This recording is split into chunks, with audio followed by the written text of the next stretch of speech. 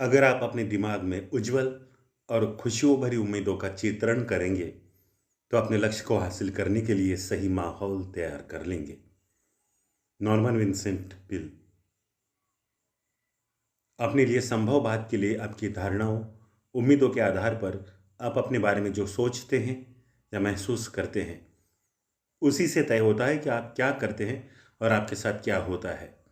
जब कभी भी आप अपनी सोच का स्तर ऊंचा उठाते हैं, आप अपनी जिंदगी के स्तर को बदल देते हैं, कई बार तो तत्काल। पूरे ब्रह्मांड में आपका केवल एक ही बात पर नियंत्रण है, आपकी सोच पर। आप तय कर सकते हैं कि किसी परिस्थिति में आपको क्या सोचना है। आपके विचार और किसी घटना को लेकर आपकी समझ ही आपकी भावनाओं पर सकारात्मक या नकारात्मक प्रभाव डालती है। आपके विचार और आपकी भावनाएं ही आपके अगले कदम और उनके परिणामों को तय करते हैं। इस सब की शुरुआत आपकी सोच के साथ ही होती है। महान लेखक ब्रायन ट्रेसी द्वारा लिखी गई सोच बदलो जिंदगी बदलो इस किताब के विषय क्रमांक 2 तक हम आ गए हैं, जिसका शीर्षक है अपनी जिंदगी बदलो। तो आइए शुरू करते हैं। सकारात्मक सोच। सकारात्मक विचार जीवन के स्तर को ऊंचा उठा देते हैं। वे आपको शक्ति देते हैं और आपको ज्यादा ताकत और आत्मविश्वास का एहसास कराते हैं। सकारात्मक सोच महज एक उत्साह बढ़ाने वाला विचार नहीं है। इसके आपके व्यक्तित्व, आपके स्वास्थ्य, आपके उत्साह, आपकी सृजनात्मकता पर भी पर्याप्त और रचनात्मक प्रभाव होते हैं। आप जितने ज्यादा सकारात्मक और आशावादी होंगे, जिंदगी के हर क्षेत्र में उतने ही ज्यादा खुश होंगे। नकारात्मक सोच के परिणाम ठीक उल्टे होते हैं। वे आपको शक्तिहीन बना देते हैं और आप ज्यादा कमजोर और आत्मविश्वास में कमी महसूस करने लगते हैं। जब कभी भी आप कोई नकारात्मक बात सोचते हैं या बोलते हैं, तो आप अपनी शक्ति का एक अंश गंवा देते हैं। आपको गुस्सा आने लगता है और आप बचाव की मुद्रा में आ जाते हैं। आप हताश और दुखी महसूस करने लगते हैं। कुछ वक्त के बाद नकारात्मक सोच के कारण आप बीमार भी पड़ सकते हैं और अपने संबंधों में भी जहर घोल सकते हैं। सकारात्मक सोच आपको मानसिक स्वास्थ्य और सर्वश्रेष्ठ प्रदर्शन की ओर ले जाती है। नकारात्मक सोच मानसिक बीमारी और प्रभावहीनता की ओर ले जाती है। इसलिए अगर आप एक विलक्षण जिंदगी जीना चाहते हैं, तो आपका लक्ष्य सकारात्मक भावनाओं को जगाने और नकारात्मक भावनाओं से निजात पाने का होना चाहिए। नकारात्मक भावनाओं का सफाया बेहतर स्वास्थ्य, खुशी और निजी बेहतरी की दिशा में आपका सबसे महत्वपूर्ण इकलौता कदम साबित हो सकता है। हर बार जब कभी भी आप अपनी सोच और भावनाओं पर पूरा नियंत्रण रखते हैं और खुद को सकारात्मक रखने के लिए अनुशासित कर लेते हैं, तो आपकी भीतरी और बाहरी जिंदगी के स्तर में सुधार होता है। नकारात्मक भावनाओं के अभाव में आपका दिमाग अपने आप ही सकारात्मक भावनाओं से भर जाता है और इससे आपके भीतर खुशी और पूर्णता का एहसास उमड़ने लगता है। आप अपने विचारों को चुन सकते हैं। प्रतिस्थापन का नियम, लॉ ऑफ सब्स्टिट्यूशन, कहता है आपका दिमाग एक वक्त में एक ही विचार रख सकता है, सकारात्मक या नकारात्मक। आप जब भी चाहे नकारात्मक सोच को सकारात्मक सोच के साथ बदल सकते हैं। आप इस नियम को उस वक्त जानबूझकर सकारात्मक सोच के साथ लागू कर सकते हैं जब आप किसी बात पर गुस्सा या नाखुश हो।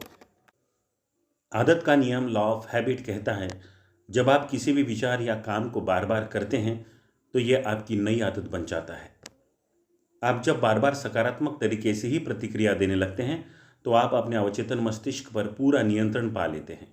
जल्द ही यह स्वाभाविक प्रक्रिया बन जाता है और आपके लिए इसी तरह से सोचना और काम करना आसान हो जाता है। इच्छा शक्ति और दोहराव के साथ आप सोचने और काम करने की एक आदत विकसित कर लेते हैं। इस नियम को लागू करके आप पूरी तरह से सकारात्मक इंसान बन सकते हैं और अपनी जिंदगी को ही बदल सकते हैं। अपने नकारात्मक विचारों को खत्म कर दे। अपने सभी नकारात्मक विचार बचपन में ही सीख लिए होते हैं और जो सीख लिया गया है उसे भुलाया भी जा सकता है, कई बार तो बहुत ही जल्दी से। आप किसी भी ऐसे आदत या कौशल को सीख सकते हैं जिसे आप वांछनीय या फिर ज़रूरी समझते हैं। खासतौर पर आप लोगों पैसे, स्वास्थ्य के बारे में सोचने के सकारात्मक और सृजनात्मक तरीके खोज सकते हैं। अपने भीतर छिपी संभावनाओं और कामयाबी की राह में रुकावट डालने वाली बातों के बारे में भी आप ऐसा ही कर सकते हैं। कई नकारात्मक विचार और व्यवहार का आधार ही गलत होता है। कई बार तो किसी विषय पर नकारात्मक विचार या किसी व्यक्ति के बारे में गलत व्यवहार किसी एक नई जानकारी के बाद ही बदल जाता है। आपको एकाएक ये पता चलता है कि आपकी अपने या किसी व्यक्ति के बारे में सोच गलत थी। परिणाम स्वरूप एक पल में ही आप अपनी सोच को बदल सकते हैं। इस संभावना के लिए तैयार रहे।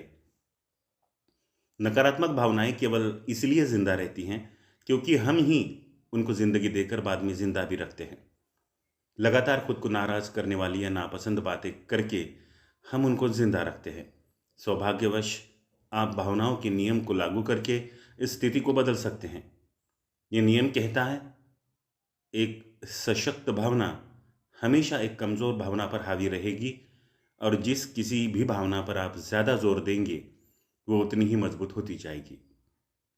इसका मतलब है कि आप जिस किसी भावना पर जोर देंगे वह बढ़ती जाएगी और एक दिन उस क्षेत्र में आपकी सोच पर पूरी तरह से हावी हो जाएगी।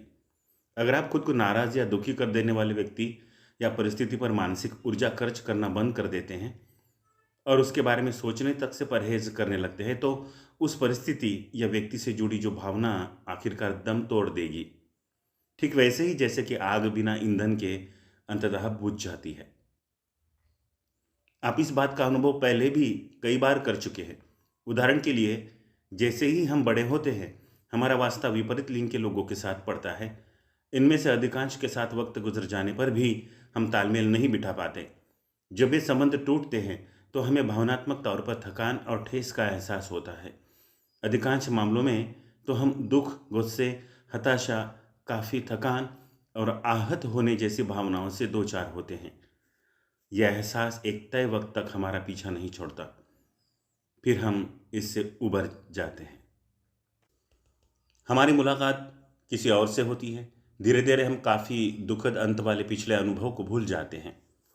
जब हम उस पीछे टूट गए व्यक्ति से कई महीनों या वर्षों के बाद मिलते हैं तो हमें एहसास भी नहीं होता कि किसी वक्त हम उससे कितने भावनात्मक तरीके से जुड़े थे। ऐसा इसलिए कि हमने उसके विछोह के भाव को ज़्यादा दिनों तक अपने सीने से लगाकर नहीं रखा और धीरे धीरे वह भावना ही पूरी तरह ख़त्म हो गई। ये प्रतिस्थापन के नियम के साथ साथ आपकी अपनी ज़िंदगी में भावनाओं को समझाने वाला एक उदाहरण है। नकारात्मक भावनाओं के स्रोत। नकारात्मक भावनाओं के मूलतः चार आधारभूत कारण हैं। रूसी दार्शनिक पीटर उस्पेंस्की की किताब in search of the miraculous के अनुसार ये कारण हैं: 1 स्पष्टीकरण, 2 पहचान, 3 स्वार्थी सोच और 4 दोषारोपण। अगर आप योजनाबद्ध तरीके से नकारात्मक भावनाओं के इन कारणों को अपनी ज़िंदगी से निकाल बाहर करेंगे तो अपनी सोच और अपनी ज़िंदगी बदलने की दिशा में ये आपकी सबसे ज़ोरदार छलांग होगी। स्पष्टीकरण देना छोड़ें। अपनी नाराज़गी या अप्रसन्नता को न्यायोचित ठहराने का प्रयास स्पष्टीकरण की शुरुआत होता है। आप खुद से ही नहीं, हर उस व्यक्ति को जो इसे सुनना चाहे ये बताते फिरेंगे कि आपके साथ कितनी बदसलूकी की गई और दूसरे व्यक्ति का व्यवहार कितना खराब था। आप दिमाग में लगातार उसी घटना को दोहराते रहते हैं। आप अपनी नाराज़गी को जायज़ ठहराने के लिए तमाम कारणों को दोहराते रहते हैं। जितनी बार आप उस व्यक्ति या उस घटना के बारे में सोचते हैं आपका पारा चढ़ जाता है। आप ऐसा महसूस करने लगते हैं कि मानो गुस्सा करना आपका अधिकार हो, जैसे आपने इसके लिए कोई भुगतान किया हो। ख़ास तौर पर इसलिए भी क्योंकि आपको लगता है कि अपनी नज़र में आप एक अच्छे और बेदाग इंसान हैं। आप तर्क देने और अपनी बात को सही साबित करने के प्रयास की प्रक्रिया को उसमें भाग न लेकर आसान बनाने का प्रयास करते हैं। परिणाम ये होता है कि सही मायने में आप अपनी बात को सही साबित करने के साथ से हाथ खींच लेते हैं। आप अपने काबिल दिमाग का इस्तेमाल ऐसे कारणों को सोचने के लिए करने लगते हैं जो कि आपकी नकारात्मक बात को सही साबित नहीं करते। याद रखिए, नकारात्मक भावनाओं से आपका भला नहीं होता। वे तो पूरी तरह से विध्वंसक है। उनका दूसरे व्यक्ति या परिस्थिति पर कोई भी असर नहीं पड़ता। वे तो आपकी ही खुशी और आत्मविश्वास को कम कर देती है। आपको जिंदगी के अन्य क्षेत्रों में भी कमज़ोर और कम प्रभावी बना देती है।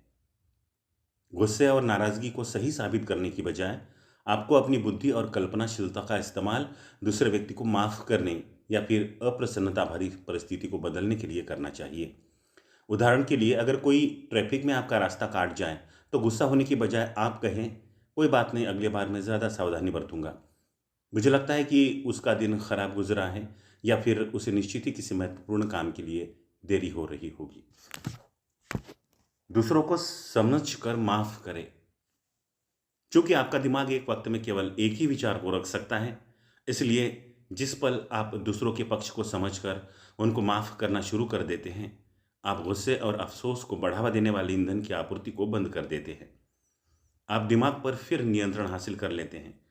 आप खुद को शांत और सकारात्मक रखते हैं। कुछ देर बाद परिस्थिति बदल जाती है और आप उसके बारे में सब कुछ भूल जाते हैं। एक नकारात्मक विचार को सकारात्मक विचार से बदलकर आप नकारात्मक विचार से छुटकारा पा लेते हैं, फिर भले ही वह कुछ भी रहा हो। अगर आप जिंदगी में किसी बड़ी समस्या का सामना कर रहे हैं, जैसे तलाक, नौकरी छूटना या निवेश में नाकामी, तो भी यही नियम सही साबित होता है। अपने और किसी भी ऐसे व्यक्ति से जो सुन रहा हो के सामने ये बताना बंद कर दे कि आपका गुस्सा या प्रसन्नता क्यों जायज है। इसकी बजाय मामले में लिप्त दूसरे व्यक्ति के लिए सफाई देना शुरू कर दे, तब तक जब तक कि ये नकारात्मकता ही खत्म न हो जाए। जब नकारात्मक भावना की आग पूरी तरह से बुझ जाए तो आप अपना ध्यान किसी और सकारात्मक बात पर दे सकते हैं। कामयाबी और प्रसन्नता के लिए सबसे ज़रूरी नियम है, ऐसी किसी भी बात को लेकर विचलित होना या उसकी आलोचना करना ठीक नहीं जिस पर आपका कोई भी नियंत्रण न हो। किसी भी व्यक्ति की ऐसी बात के लिए आलोचना न करें जिसे वह बदल न सकता हो। एक विख्यात नियम के मुताबिक अगर कोई समाधान उपलब्ध न हो तो समझिए कि कोई समस्या भी नहीं है। जीवन के दो काल। जीवन में दो काल होते हैं, भूतकाल और भविष्य काल। उस लिहाज से वर्तमान बहुत ही संक्षिप्त होता है, एक तेजी से गुजरता हुआ पल। आपके पास दो विकल्प होते हैं, या तो आप गुजरे हुए कल पर ध्यान दे सकते हैं जिसे आप बदल नहीं सकते, या फिर भविष्य पर जिस पर कि संभवतया आपका कुछ तो नियंत्रण होता है।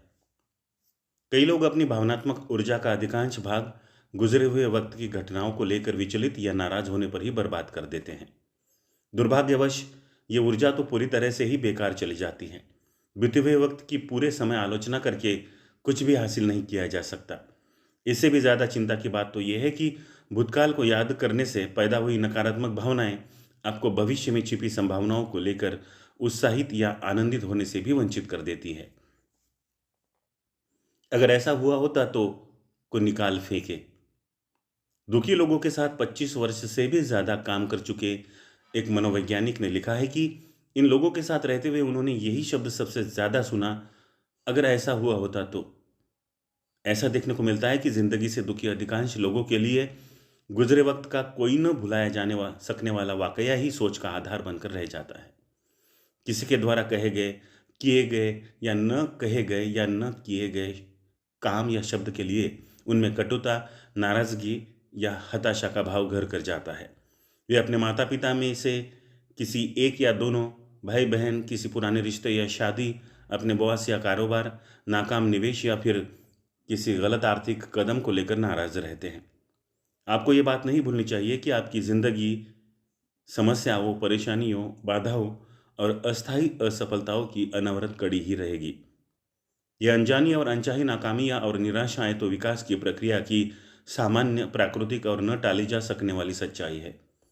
अपनी सोच और अपनी ज़िंदगी को बदलने के लिए आपको एक फैसला लेना होगा और अपनी ज़िंदगी को आगे बढ़ाना होगा, फिर चाहे जो हो जाए। जब तक आप ऐसा नहीं करेंगे, आप उसी भूतकाल के गुलाम बने रहेंगे जिसे आप बदल नहीं सकते। आज ही फैसला करें, इसी वक्त से आप अपनी ज़िंदगी से अगर ऐसा हुआ होता तो को निकाल फेंकेंगे। घटनाओं के प्रति नज़रिया बदले। पेशे से लेखक और वक्ता वेन डायर का कहना है, एक सुखी बचपन को तो कभी भी हासिल किया जा सकता है। उनके कहने का मतलब केवल इतना ही है कि आप किसी भी वक्त अपनी ज़िंदगी की नाखुश कर देने वाली घटनाओं को सकारात्मक नज़रिए से देख सकते हैं। आप प्रतिस्थापन के नियम का अभ्यास कर सकते हैं और उन नकारात्मक अनुभव से भी कुछ हासिल कर सकते हैं। महज उन घटनाओं पर ही सोचते रहने की बजाय आप सोच सकते हैं कि उन घटनाओं ने आपको कैसा बुद्धिमान और बेहतर बना दिया है। आप दरअसल गुजरे हुए वक्त में आपको नुकसान पहुंचाने वाले लोगों के शुक्रगुजार हो सकते हैं कि उन्होंने आपको आज कितना सशक्त बना दिया, और किसी भी परिस्थिति में ऐसा किसी अन्य तरीके से संभव नहीं था। आपके माता पिता को बच्चे पालने का कोई पूर्व अनुभव नहीं था। इसके अलावा उनकी जानकारी उनके खुद के पालन पोषण की प्रक्रिया तक ही सीमित थी। हर इंसान की तरह एक माँ या पिता की जिम्मेदारी जब उनको मिली तो उनमें उनकी निजी समस्याएं और कमजोरियां भी छिपी हुई थी, जैसा कि आज आपके साथ हो रहा है।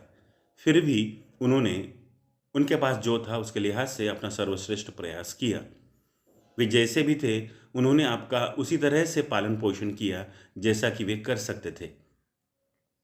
ऐसे में ऐसी किसी भी बात को लेकर नाखुश होने की कोई ज़रूरत नहीं है जो उन्होंने नहीं की या कि जिनको करने के वे काबिल ही नहीं थे। उसे भूल जाओ और अपनी ज़िंदगी को आगे बढ़ाओ। निजी प्रतिष्ठा का प्रश्न न बनाएं। ओस्पेनस्की के अनुसार नकारात्मक भावनाओं का दूसरा बड़ा कारण है पहचान या लगाव। ये तब होता है जब आप किसी बात को निजी प्रतिष्ठा का प्रश्न बना लेते हैं या फिर आप किसी व्यक्ति या बात से जुड़ जाते हैं। आप किसी भी घटना या परिस्थिति के परिणाम को अपने ही नज़रिए से देखते हैं या फिर उसे खुद पर अथवा अपनी किसी मान्यता या बेहद पसंद आने वाली बात पर सीधा प्रहार मान लेते हैं। बुद्ध और ईसा मसीह जैसे महान आध्यात्मिक गुरुओं ने किसी भी घटना से खुद को भावनात्मक रूप से अलग कर लेने की बात निर्विकार कही है, ताकि आप अपनी शांति और मानसिक स्थिरता को बरकरार रखें। हार्वर्ड के मनोवैज्ञानिक और दार्शनिक विलियम जेम्स ने लिखा है, किसी भी परेशानी का सामना करने के लिए पहला कदम यही है कि आप उसे उसी रूप में स्वीकारें। उन्होंने लोगों को यह कहने के लिए प्रोत्साहित किया, जिसका कोई इलाज न हो उसका सामना करना चाहिए। दूसरे शब्दों में, उस हर घटना या व्यक्ति से खुद को परे निर्लिप्त रखने की आदत डाल ले जो आपको नाराज या विचलित कर देती हो। उससे भावनात्मक ऊर्जा को हटा लीजिए ताकि आप अपनी शांति और मानसिक स्थिरता को दोबारा हासिल कर सके। इस राह को अपनाने का ये मतलब कतई नहीं है कि जो कुछ भी हो आप उसे स्वीकार ले, बल्कि ये तो आपको अपनी भावनाओं और दिमाग पर नियंत्रण करने के लिए, इच्छा शक्ति को बढ़ाने के लिए प्रोत्साहित करता है। किसी भी समस्या के वक्त आप खुद को दिमागी तौर पर शांत रखकर उसे समझदारी से सुलझाने के लिए तैयार कर लेते हैं। आप अपने दिमाग का इस्तेमाल वस्तुस्थिति को समझने और बेहतर तरीके से फैसले लेकर उसे सुलझाने के लिए करने लगते हैं। आप पर तब तक कोई भी अपना नियंत्रण स्थापित नहीं कर सकता जब तक कि आप उनसे कुछ पाने की अपेक्षा नहीं रखते। उनके पास जरूर ऐसी कोई बात होती है जिसे वे आपको अभी भी दे सकते हैं या आपको उससे वंचित कर सकते हैं। जिस वक्त भी आप खुद को किसी व्यक्ति या वस्तु से भावनात्मक तौर पर अलग कर लेते हैं, उससे कोई अपेक्षा नहीं रखते, आप आज़ाद हो जाते हैं। किसी भी बात से खुद को अलग कर लेने की इस शक्ति को आप अभ्यास के जरिए हासिल कर सकते हैं। यह आपको उस हर परिस्थिति पर नियंत्रण दिला देगा जिससे पहले आप विचलित या नाराज हो जाते थे।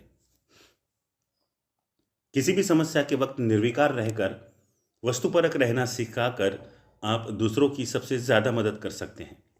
उन्हें हर समस्या को ऐसे नज़रिए से देखने के लिए प्रोत्साहित करें मानो ये किसी दूसरे के साथ हो रहा हो। उनसे पूछिए कि अगर कोई दूसरा व्यक्ति ऐसी मुसीबत में फंसा होता तो वे उसको क्या सलाह देते। भावनात्मक तौर पर बेहद नाजुक परिस्थिति में खुद को अलग रखकर आप और अन्य लोग उससे ज़्यादा कारगर तरीके से निपट सकेंगे। अन्य लोगों का मत।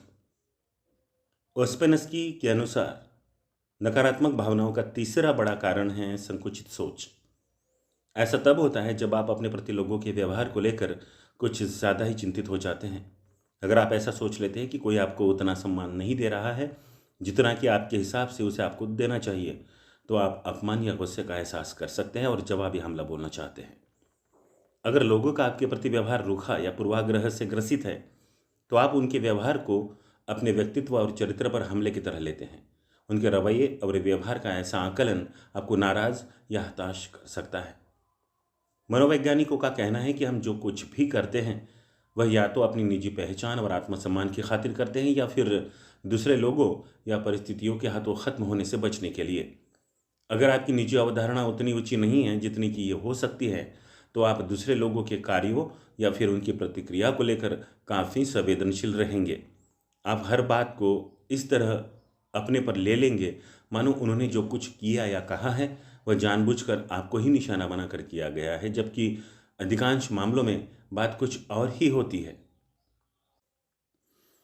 यह हकीकत है कि अधिकांश लोग खुद में या अपनी समस्या में ही उलझे हुए हैं।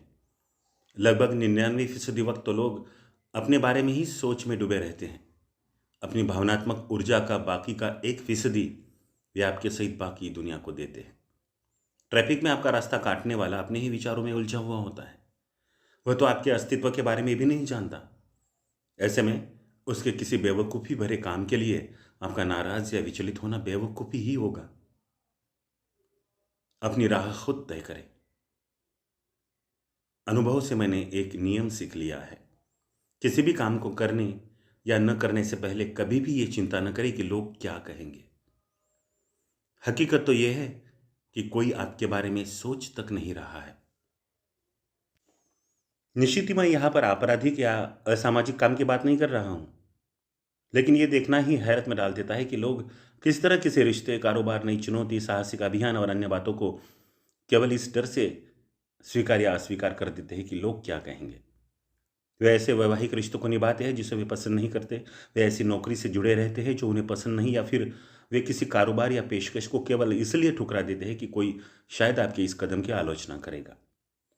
सच्चाई यह है कि आपकी ज़िंदगी से जुड़े महत्वपूर्ण फैसलों की आपसे ज़्यादा फिक्र किसी को भी नहीं है। ये जानकर ही योजना बनाइए। अब्राहम मास्लो ने लोगों के आत्मनिरीक्षण पर अपने अध्ययन में पाया कि वो 1 या 2% पुरुष और महिलाएं जो कि पूरी तरह से परिपक्व है, जो पूरी तरह से आत्मनिर्भर वयस्क है, सभी में एक खास गुण था। वे सभी अपने प्रति पूरी तरह से ईमानदार थे। उनका अपनी कमजोरियों और ताकत के प्रति नजरिया पूरी तरह से साफ था। उन्होंने न कभी उम्मीद की और न ही ख्याली पुलाव पकाए कि वो अपनी काबिलियत से बड़े कोई व्यक्ति है। खुद के बारे में ये स्वीकारोक्ति ही उनकी निजी अवधारणा और आत्मसम्मान का आधार थी। चूंकि वे जानते थे वे कौन थे और कौन नहीं, उन्होंने कभी भी ये महसूस नहीं किया कि कुछ भी करने के लिए उनको लगातार दूसरों की सहमति की दरकार है। उन्होंने दूसरों की सलाह को सुना, लेकिन उसके बाद उन्होंने फैसला खुद की ही सोच से लिया। दूसरे लोगों की संभावित सहमति या असहमति का उन पर बहुत ज़्यादा प्रभाव नहीं पड़ा। आपको भी ऐसा ही करना चाहिए। आप ही हैं जो अपने बारे में सबसे ज़्यादा चिंता करते हैं और किसी भी दशा में सबसे ज़्यादा प्रभाव भी आप पर ही पड़ता है। अन्य लोगों का सम्मान। अंग्रेजी के मशहूर लेखक समरसेट मॉम से जब एक रिपोर्टर ने उनके मुख्य प्रेरणा स्रोत के बारे में जानना चाहा तो उन्होंने जवाब दिया, मैं उन लोगों का सम्मान हासिल करने के लिए लिखता हूँ जिनका मैं खुद सम्मान करता हूँ। सच्चाई यही है कि आप जो कुछ भी करते हैं या जिस किसी भी काम में नाकाम होते हैं, उस पर इसी चिंता का प्रभाव होता है। आप अपने सामाजिक जीवन में कई बातें केवल इसलिए करते हैं ताकि आप उन लोगों का सम्मान हासिल कर सके जिनका कि आप सम्मान करते हैं, या फिर अपने सम्मान को बरकरार रखने के लिए ऐसा करते हैं। सच तो यह है कि इस बात का निर्धारण कि आपके लिए किन लोगों का सम्मान पाना ज़्यादा ज़रूरी है, इस बात से होता है कि आप अपने बारे में घर और काम पर कैसा महसूस करते हैं। दूसरों से मिलने वाले सम्मान का आपकी अपने प्रति धारणा के साथ सीधा संबंध होता है, क्योंकि यह आपके निजी आदर्श और निजी छवि से जुड़ा होता है। बेहद खास किस्म के लोग ऐसे ही पुरुषों या महिलाओं का सम्मान हासिल करने का प्रयास करते हैं जो चरित्र और उपलब्धियों के लिहाज से काफ़ी सशक्त हो। उनका समर्पित प्रयास, भले ही फिर वह अवचेतन दशा में हो, यही होता है कि उनका व्यवहार और जीने का अंदाज वैसा ही हो जैसा कि उनके आदर्श का होता। जिंदगी के दौरान आपके महत्वपूर्ण फैसलों में से एक ये होता है कि आप तय करें कि वे कौन लोग हैं जिनसे सम्मान पाना आपके लिए सबसे महत्वपूर्ण है। एक बार जब आप ये तय कर लेते हैं कि वो कौन लोग हैं जिनसे आप सम्मान पाना चाहते हैं, फिर आप अपनी ज़िंदगी को इस तरह से व्यवस्थित कर सकते हैं कि वो आपको निरंतर सम्मान देते रहें, चाहे उनको आपके हर कदम की जानकारी हो या न हो। ऊंचे स्तर को स्थापित करें।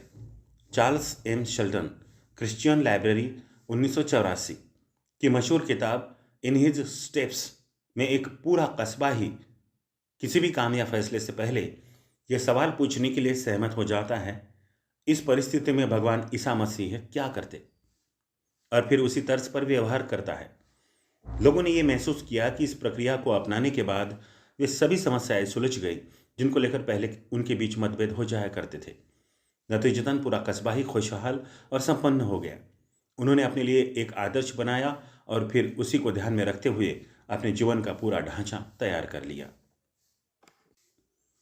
काफी कम संसाधनों से शुरुआत कर कामयाब हुए पुरुषों और महिलाओं को लेकर किए गए एक अध्ययन में पाया गया कि जब ये लोग युवा थे तो लोगों की जीवनियों और आत्मकथाओं को खूब पढ़ा करते थे।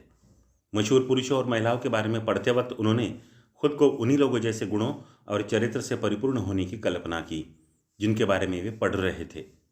जब वे खुद किशोर बने तो वे गुण और सदाचार उनकी सोच और उनकी पसंद नापसंद जिंदगी में फैसले लेने के तौर तरीकों का हिस्सा बन चुके थे। आदर्शों की स्थापना काफी अरसे से व्यक्तित्व और चरित्र के विकास का सशक्त नजरिया माना जाता रहा है। युवाओं को स्कूल के आदर्श रहे छात्र छात्राओं के बारे में अध्ययन और उनका अधिक से अधिक अनुसरण करने के लिए प्रोत्साहित किया जाता रहा है। सेना में पिछली पीढ़ी के सैनिकों और नाविकों की बहादुरी के बारे में किस्सों को पाठ्यक्रम में ही शामिल कर लिया जाता है। ऐसे युवा सैनिकों और नाविकों को विषम परिस्थितियों में उन लोगों जैसा ही करने के लिए प्रोत्साहित करने के उद्देश्य से किया जाता है। जिन लोगों के आप प्रशंसक होते हैं और जिनकी ओर अपेक्षा से देखते हैं, उनका आपकी सोच और आपकी अपने बारे में अवधारणा पर बहुत ज़्यादा प्रभाव होता है और उन फैसलों पर भी जो आप लेते हैं। तो आपके आदर्श कौन है? आदर्शों के चयन में सावधानी बरतें। दूसरों का आपके और आपकी रुचियों के प्रति भावनाओं और प्रतिक्रियाओं पर सोचना और उन्हें लेकर चिंतित होने में कोई भी बुराई नहीं है। जब आप अपने लिए आदर्श का चयन करते हैं, आप अपने भीतर ऐसे दिशा निर्देशों को तैयार कर लेते हैं जो खुद आपको ही आदर्श तरीके से व्यवहार के काबिल बना देते हैं। ये मूर्खतापूर्ण और आत्मघाती तब हो जाता है जब ऐसे लोगों का मत भी आपको बेवजह चिंतित करने लगता है जिनके सम्मान की आपके लिए कोई भी कीमत नहीं है।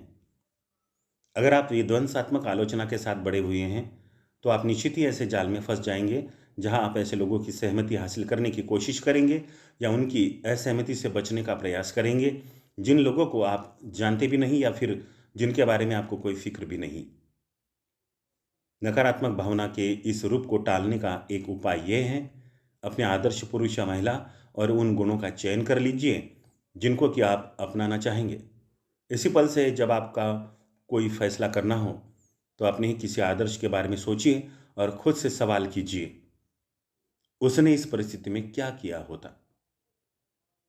जब आप ये सवाल पूछते हैं, आप अपने अवचेतन में एक उच्च शक्ति के साथ संपर्क कायम करते हैं जो आपको मार्गदर्शन और आंतरिक दृष्टि देगी। आपको एक भीतरी सुखद एहसास हो जाएगा कि क्या कहना या करना सही होगा। आप एक सही फैसला लेकर अपने द्वारा तय परिणाम हासिल कर लेंगे। ये तकनीक अनेक कामयाब पुरुषों और महिलाओं द्वारा अपनाई जाती हैं। इसे आजमाइए और देखिए क्या होता है। सबसे नकारात्मक प्रभाव। ओस्पेनस्की के अनुसार नकारात्मक भावनाओं के अलावा गुस्से, अफसोस, शत्रुता, ईर्ष्या और हताशा की शुरुआत करने वाली चौथी बड़ी वजह है किसी को दोषी ठहराना। दोषारोपण के ही कारण गुस्से की शुरुआत होती है, जो सबसे खराब नकारात्मक भावना है। इस दुनिया में गुस्से से ज़्यादा विनाशकारी कोई ताकत नहीं। बेकाबू गुस्सा तो स्वास्थ्य, रिश्ते, परिवार, कारोबार और समाज तक को खत्म कर देता है और युद्धों, क्रांतियों और सामाजिक तनाव का भी मुख्य जनक है। गुस्से की प्राथमिक वजह तो बचपन में मिली विध्वंसक आलोचना ही है। जब कभी भी किसी व्यक्ति की आलोचना की जाती है तो उसकी प्रतिक्रिया ऐसी ही होती है मानो उस पर किसी ने हमला बोल दिया हो। वह बचाव करता है और असंतोष का इजहार भी। चूंकि किसी भी व्यवहार को बार बार दोहराने से वह आपकी आदत में शुमार हो जाता है, इसलिए धीरे धीरे आप हर समस्या, नाकामी या हताशा की स्थिति में गुस्से के जरिए ही प्रतिक्रिया देने के आदी हो जाते हैं। अंततः बात एक ऐसे मुकाम पर पहुंच जाती है कि आप हर वक्त किसी न किसी बात को लेकर गुस्से में रहने लग जाते हैं। गुस्सा होने के लिए किसी भी व्यक्ति को किसी दूसरे को ऐसी बात के होने या न होने के लिए दोषी ठहराना पड़ता है जिसे वह पसंद नहीं करता या नहीं मानता।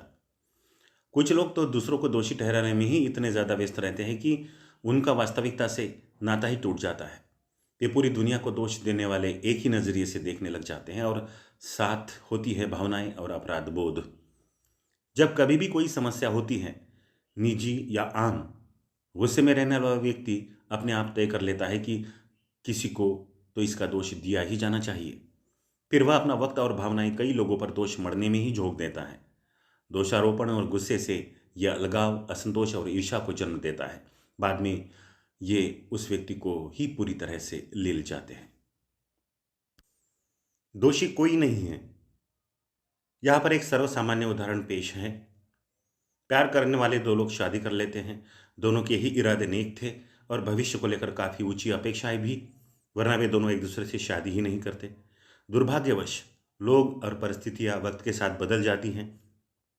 यही दंपति कुछ वक्त के बाद पाते हैं कि वे साथ रहकर अब खुश नहीं हैं और तलाक लेने का फैसला कर लेते हैं।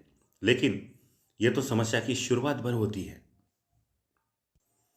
वयस्कों की तरह एक दूसरे से सहमति की जगह वे एक ऐसे मोड़ पर पहुंच गए हैं जहां वे विरोधी स्वभाव के हो गए हैं और वे अब और साथ साथ रहना नहीं चाहते। ऐसे में दोष का निर्धारण जरूरी है। दोनों में से एक तो दोषी होगा ही। जिसका दोष है उसे सजा भी दी जानी चाहिए। अब वकीलों और न्यायाधीशों को भी हस्तक्षेप करना पड़ेगा। जासूसों और मुनीमों को काम में लगा दिया जाता है ताकि सामने वाले पर कीचड़ उछाला जा सके।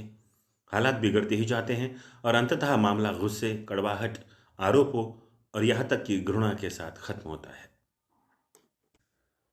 जब कोई वैवाहिक संबंध या रिश्ता निभ नहीं पाता तो सबसे बेहतर यही होगा कि इसे एक दुर्भाग्यपूर्ण सच्चाई के तौर पर स्वीकारा जाना चाहिए। दोनों के ही पक्षों के लिए एक समान रियायतें की जानी चाहिए और फिर दोनों को ही अपने अपने तरीके से जिंदगी जीने का हक दे दिया जाना चाहिए। कई दंपति आजकल परंपरागत तलाक की कड़वाहट की बजाय समझौते के इस रास्ते को अपना रहे हैं। परिणाम मामले से जुड़े हर एक के लिए अच्छे ही होते हैं। ये एक मनोवैज्ञानिक तथ्य है कि अधिकांश लोगों को यही लगता है कि वे जो भी कर रहे हैं वही सही है। लेकिन जैसे ही कोई व्यक्ति दूसरे को दोषी ठहराकर उस पर गलती स्वीकारने के लिए दबाव डालता है, भावनात्मक और कानूनी लड़ाई शुरू हो जाती है। कानूनी लड़ाई का सबसे दुखद पहलू यह है कि यह आमतौर पर उसी बिंदु पर खत्म होती है जहां से शुरू हुई थी और उनसे किसी को भी फायदा नहीं होता। जिम्मेदारी को स्वीकारें। हर किस्म के गुस्से से निजात पाने के लिए सबसे बढ़िया तरीका है जिम्मेदारी को स्वीकारना। जैसे ही आप किसी घटना की जिम्मेदारी को स्वीकार लेते हैं, गुस्से की हवाई निकल जाती है। गुस्से को पनपने के लिए लगने वाली सारी ऊर्जा की आपूर्ति एकाएक बंद हो जाती है। जैसे ही आप कहते हैं, इसके लिए मैं जिम्मेदार हूं, गुस्से का बवाल शांत हो जाता है। प्रतिस्थापन के नियम और इस हकीकत के कारण कि दिमाग एक वक्त में एक ही विचार को रख सकता है, आप किसी बात की जिम्मेदारी को स्वीकारने और उसी बात के लिए गुस्से को एक साथ नहीं कर सकते।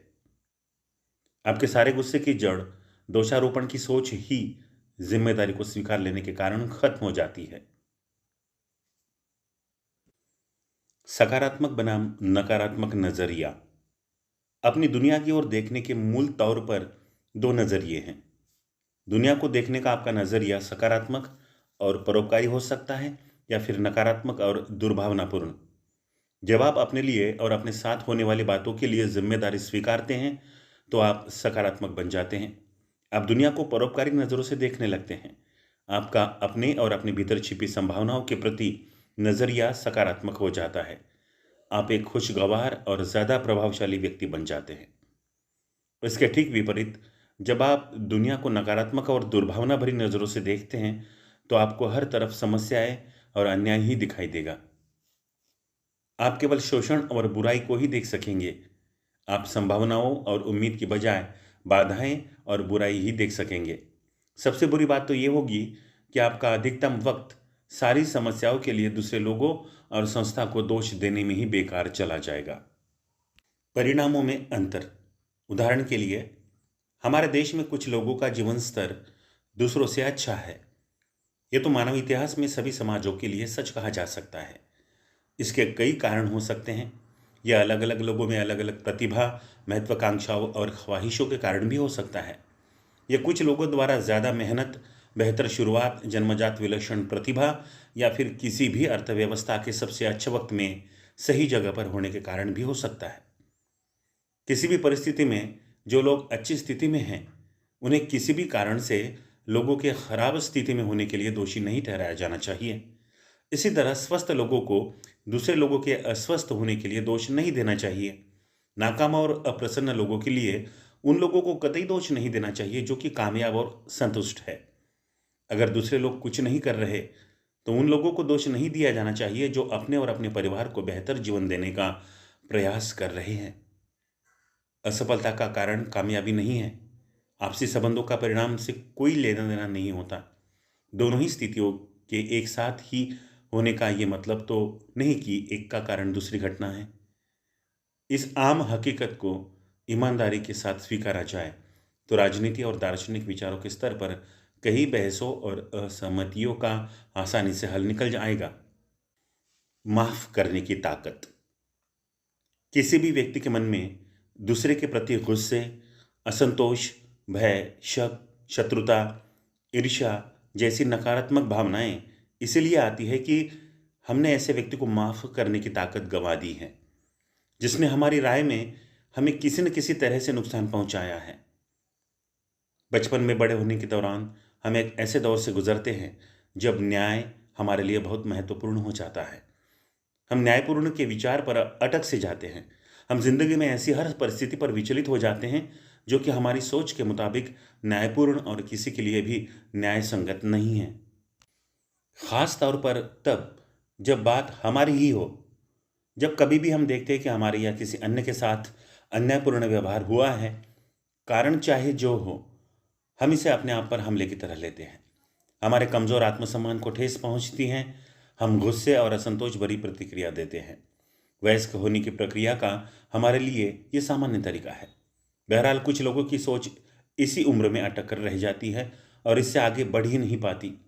अगर हमें बचपन से ही अपनी शिकायतों के निपटारे का महत्व नहीं समझाया गया तो जब हम वयस्क होंगे हमारे पास न भुला सकने वाले अनुभवों का अंबार होगा। अगर हमने एहतियात नहीं बरती तो हम ऐसे लोगों के प्रति अपने गुस्से के इर्द गिर्द ही अपने जीवन को आगे बढ़ाएंगे जो हमारी नज़र में किसी बात के लिए दोषी हैं या हम जिन्हें पसंद नहीं करते। कई मनोचिकित्सकों और मनोवैज्ञानिकों का तो पूरा कैरियर ही लोगों को गुजरे हुए कल की कटु स्मृतियों और वर्तमान के अनुभवों से उबारने और उनका सामना कराने में गुजर जाता है। अगर आपको एक ताकतवर और हमेशा के लिए निश्चिंत कर देने वाला अनुभव चाहिए तो हर उस व्यक्ति को माफ़ कर दे जिसने किसी भी तरीके से आपको नुकसान पहुंचाया हो। अपने दिमाग में कैद दूसरे व्यक्ति को माफ़ी के जरिए आज़ाद करके आप खुद आज़ाद हो सकेंगे। यही वजह है कि अधिकांश धर्मों में क्षमा को ही मानसिक शांति और धरती पर स्वर्ग जैसे आनंद की ओर पहला कदम बताया गया है।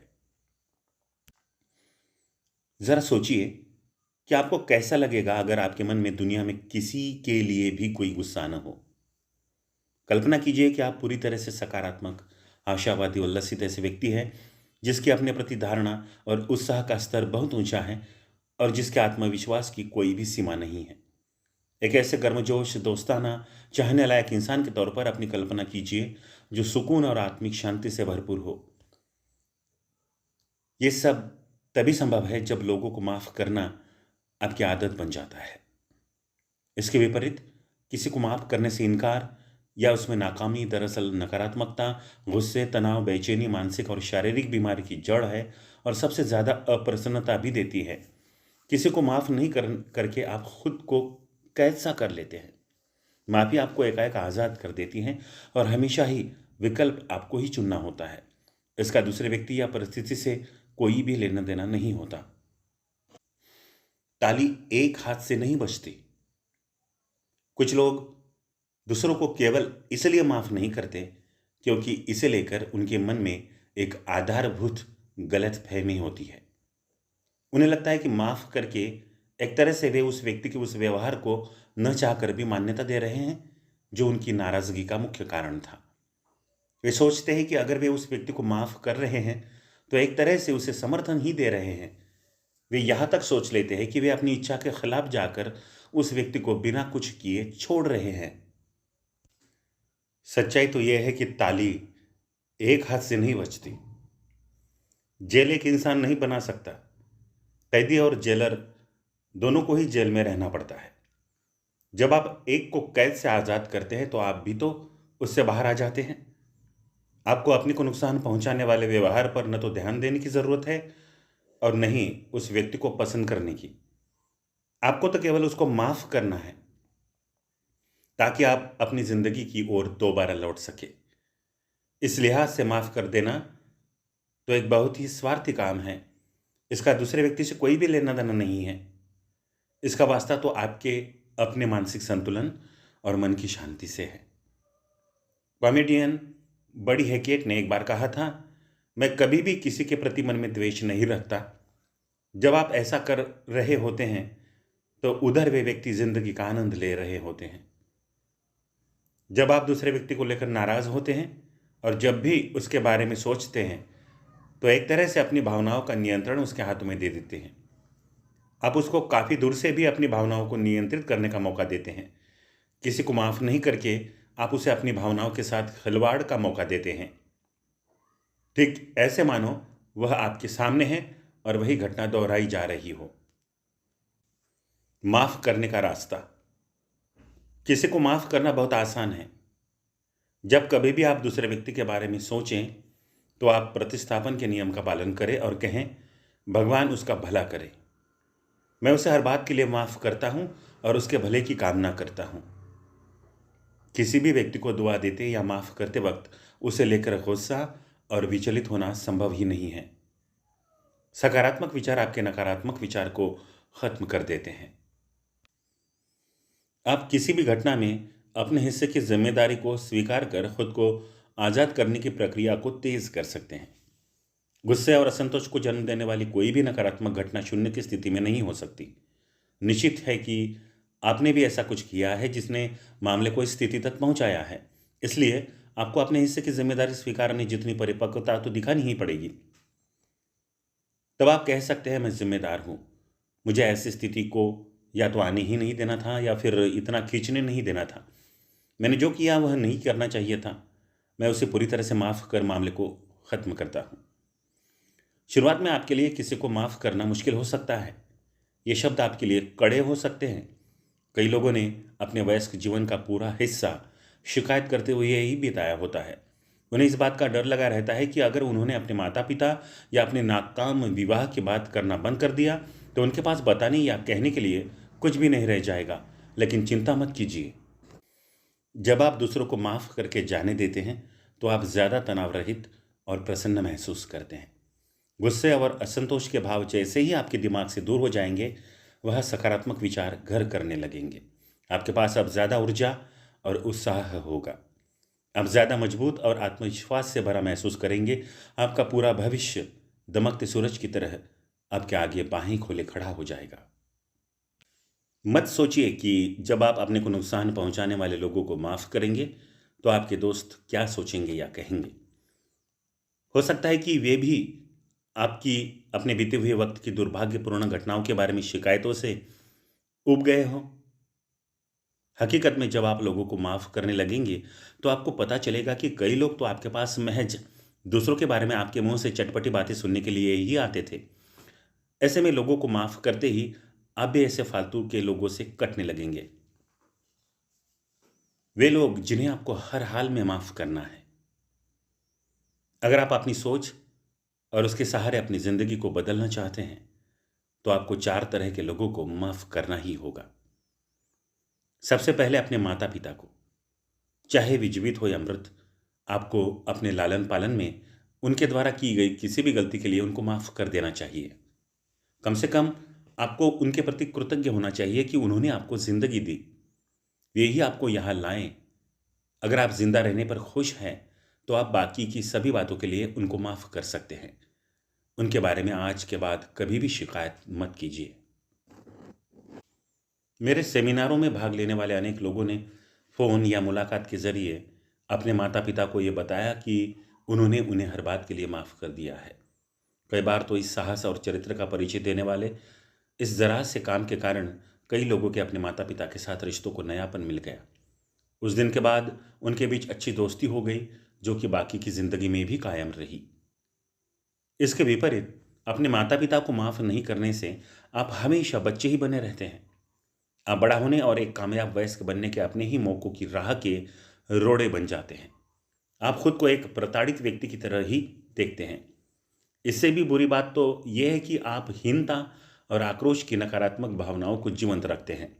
अगर आपके माता पिता आपके उन्हें माफ करने से पहले ही मर जाते हैं तो फिर यह एहसास आपको जिंदगी भर सताता है। निजी नजदीकी संबंधी, आपको ऐसे लोगों के दूसरे समूह को भी माफ कर देना चाहिए जिनके साथ आपके नजदीकी रिश्ते कारगर न हो सके हो। विवाह और अंतरंग संबंध कई बार इतने गहरे और आपकी निजी अवधारणा आत्मसम्मान के लिहाज से इतने संवेदनशील होते हैं कि आप कई वर्ष तक उन लोगों से नाराज रहते हैं और उनको माफ नहीं कर पाते। लेकिन इसमें भी आप कुछ हद तक जिम्मेदार तो है ही। ऐसे में आत्मशक्ति और ईमानदारी दिखाकर इतना तो कहिए, मैं जिम्मेदार हूं, और फिर उस व्यक्ति को माफ कर दीजिए। ऐसा कहिए, मैं उसे हर बात के लिए माफ करता हूं और उसकी भलाई की कामना करता हूं। जितनी भी बार आप इसे दोहराएंगे, आपके स्मृति पटल से उससे जुड़ी तमाम नकारात्मक यादें मिट जाएंगी।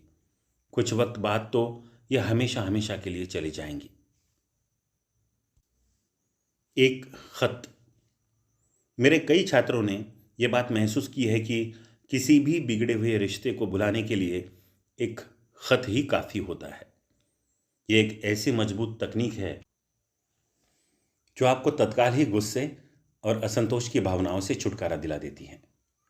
इसे करने का यह तरीका है, आराम से बैठकर दूसरे व्यक्ति को माफ कर देने का खत लिखिए।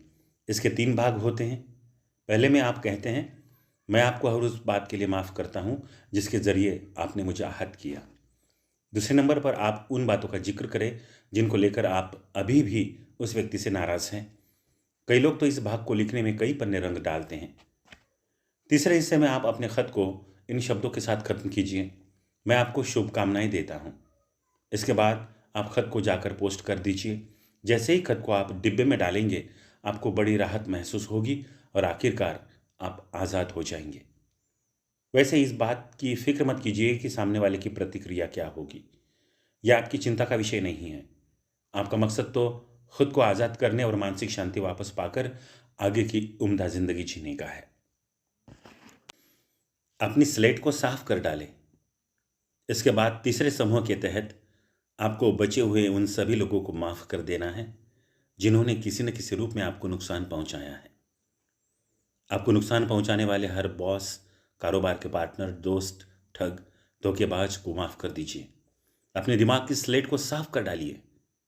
उसमें से हर एक के नाम और उनकी छवि को यह कहते हुए मिटा दीजिए, मैं उसको हर बात के लिए माफ करता हूं और उसके भले की कामना करता हूं। जब कभी भी आपको उस व्यक्ति या परिस्थिति की याद आए तो उसे दोहराएं जब तक कि नकारात्मक भावना पूरी तरह से खत्म हो जाए। अपने आप को आजाद कर दें। चौथा और अंतिम व्यक्ति जिसे आपको माफ करना है वह आप खुद है। आपको हर बेवकूफ़ी भरी, अर्थहीन, चालाकी भरी, बेकार की, बिना सोची हुई या दुष्टतापूर्ण बात या काम के लिए अपने आप को पूरी तरह से माफ कर देना होगा। अपने साथ गलतियों के बोझ को लेकर घूमना छोड़ दीजिए। वह सब तो अब गुजर चुका है और अब आप वर्तमान में हैं। इसे इस तरह से सोचिए, आपने गुजरे हुए वक्त में वो बातें की जिनके लिए आपको अभी भी अफसोस होता है, तो आप आज की तरह नहीं थे। उस वक्त आप एक दूसरे ही किस्म के व्यक्ति थे, युवा और कम अनुभवी। आप उस वक्त अपने आप को भी ठीक से नहीं जानते थे। आप अनुभव से आज जो बन गए हैं, उस वक्त आप इसी का अपरिपक्व रूप थे। अपने आप को बीते हुए कल की उन बातों के लिए कोसना छोड़े जिन्हें अब बदला नहीं जा सकता। मनोचिकित्सा में बचपन के किसी हादसे या अनुभव की वजह से किसी व्यक्ति को अपराध बोध या शर्म का एहसास होता है तो वह पल उसके लिए चमत्कारिक होता है। जब उसे एहसास होता है कि ये उसकी गलती नहीं थी। कुछ बार आपने कुछ किया और कुछ मर्तबा आपके साथ कुछ हुआ। तब आप काफ़ी युवा और कम अनुभव वाले थे। आपको यह एहसास नहीं था कि क्या हो रहा है और परिस्थिति को कैसे बदला जाए। यह आपकी गलती नहीं थी। आपने जो भी बेहतर संभव था किया। आप बिल्कुल सही हैं। अपने आप को माफ़ कर दीजिए और खुद को इस बोझ से मुक्ति दीजिए। केवल इतना कहें, मैं अपने आप को हर गलती के लिए माफ़ करता हूँ।